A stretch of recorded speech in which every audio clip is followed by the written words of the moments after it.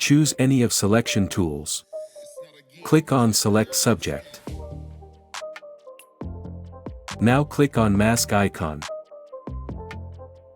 Duplicate the layer. Delete the layer mask.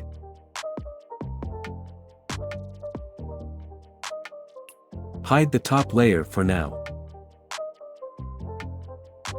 Choose Vertical Type tool. Then type your text.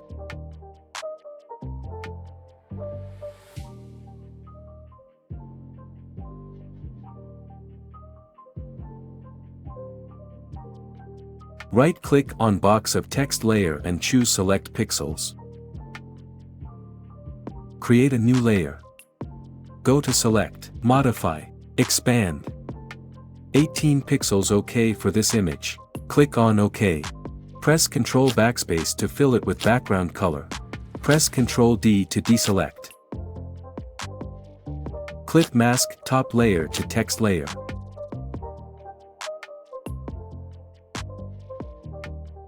Create a solid color adjustments layer.